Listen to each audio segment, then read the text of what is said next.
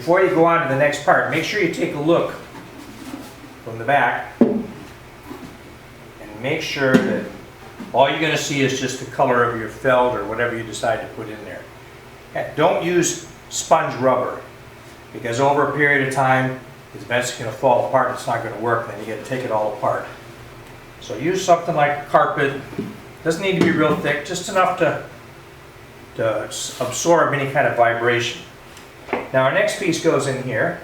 Now this one we want to be able to rotate.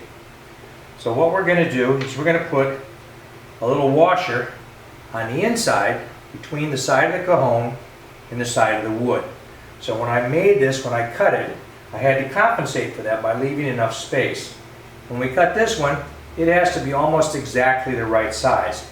Now if you make it to fit perfectly, you'll never be able to get it in. So you always have to leave just a little bit of extra space in there when you cut it. Cut off an extra, well, maybe 1/16 of an inch or so it can fit in easy without having to tear it apart. So what we'll do now, I'm going to put a little bit of glue in the holes. When I drilled these out, I put it in a vise and I just used a hand drill to drill straight down. Be careful when you do this. Don't have your hands anywhere close to it when you're drilling. Make sure you got your safety glasses on, and don't go down too far. These went down about a 1/2 inch. If you want to make sure how far you're going down, you can put a little tape around your drill bit and know when to stop. Tape comes off real easy. So we're going to put a little bit of glue in here on both ends. Now when you're holding it over to put glue on the other side, make sure that one side doesn't drip out all over your table.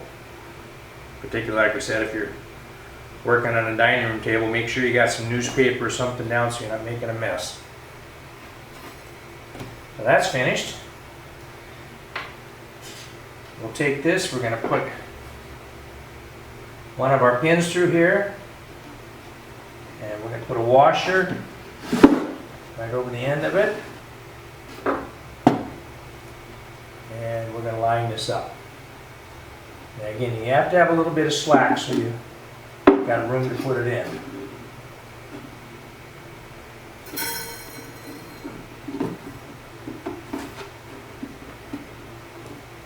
Get it as far as it's supposed to go. And then on the other end, you're going to need to do the same thing. Now this will be a little bit more difficult.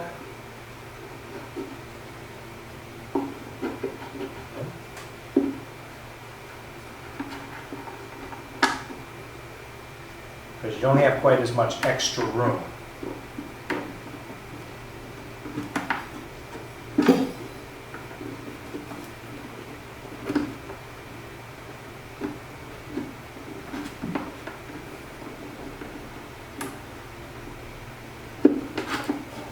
Okay, so both of those are in.